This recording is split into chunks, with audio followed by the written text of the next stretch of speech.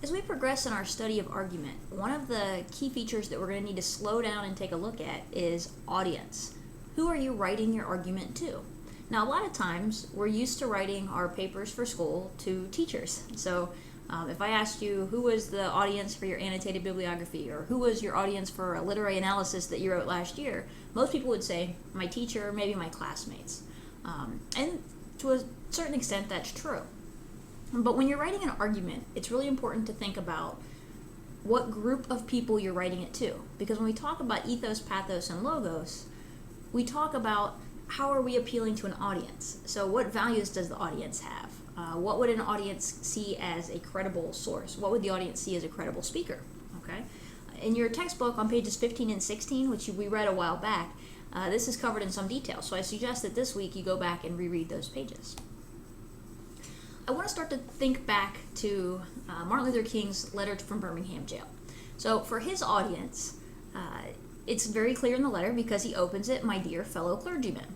So what we can tell is that he isn't just writing this letter out to the world. He's not writing it to all people, to all black people, to all white people, to all northerners, to all southerners, to all Americans. He has a specific set, "My dear fellow clergymen."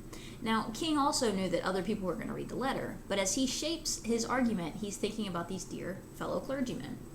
So in King's case, he's writing to a hostile audience, an audience who outright does not believe in the kinds of things that he believes in and does not want to enact his proposal. More than likely, that isn't the kind of audience you're going to be writing to for our class. Instead, you'll probably have a neutral or a friendly audience. But when you think back to King, think about the sorts of things that he did in his argument to appeal directly to those clergymen. For example, he has a lot of quotes from biblical passages and philosophers that they would have been familiar with. He talks about the church in particular, both its structures, its leadership, its membership, its goals. He appeals to the fact that he comes from a long line of clergy in his family, and so he's building up and connecting to the values of that audience, even though they're hostile to his ideas about desegregation. Okay. One of the questions that you want to think about in a problem solution paper or proposal argument is who can help fix the problem. So you've all identified a problem of some kind, and some of you have already sort of jumped ahead to some solutions, but I think your solutions are going to in part be dependent upon who you write your paper to. So again, one of the questions I say is who can help fix the problem that I'm addressing? And we're all looking at a wide range of problems, and there are a lot of answers to this question. So let's look at an example. All right. So let's say the problem that I've identified is that kids aren't spending any time out in nature, right? That they're disconnected from nature.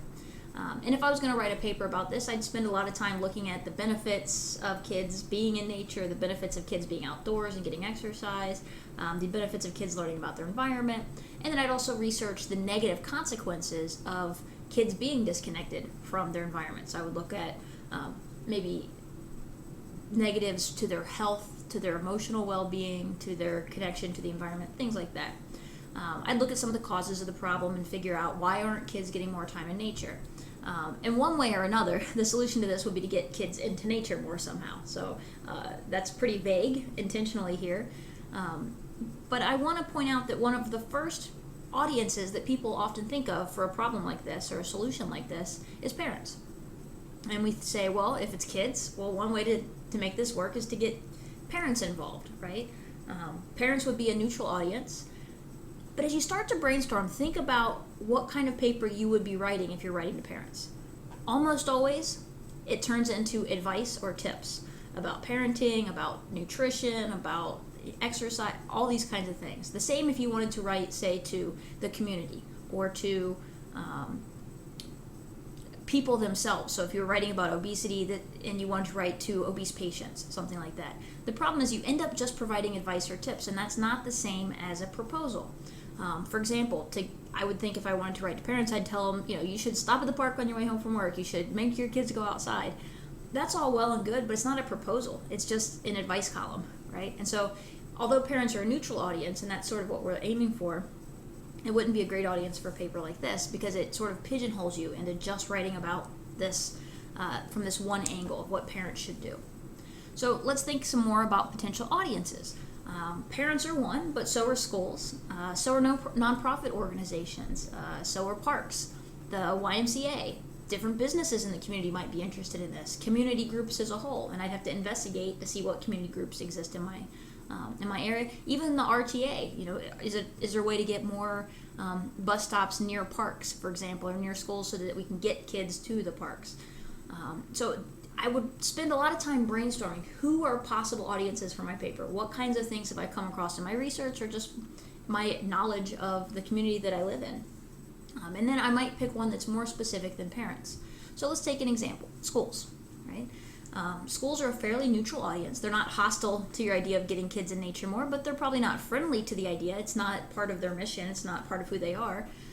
And there are different solutions you might have when the schools are involved. For example, field trips, after-school programs, adding it into the curriculum so that we get people out and thinking and doing these kinds of things. And then I also want to start to think about the values of my audience. So schools tend, when it comes to their mission, they value education first and foremost, the safety of their students, state test results, because that's completely linked to funding, and not spending money. Schools are almost always under budget, or underfunded, I should say, and so their budget is often a very high priority for schools. They might know that there are a lot of good ideas, but they have to hit the state test requirements, and they have to hit their budget. So that's a neutral audience. I can sort of think back and forth about how I would write to that audience. Let's do another example. The parks, right? The parks would probably be a friendly audience because the parks are already interested in getting people out into nature. So different ideas for what the park system could do. They could develop programs for the youth. They might already have programs, in which case they need to encourage participation and educate the community.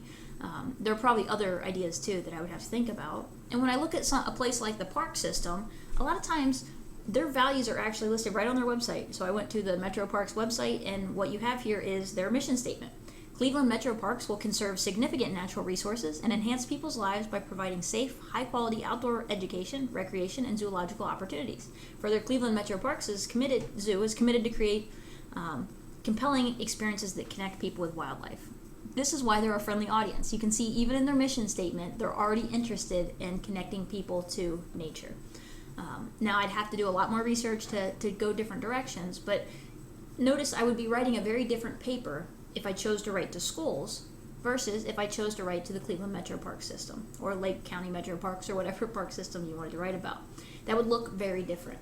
And that's part of the reason that I want you to think about your audience, give yourself time to think about more than one audience,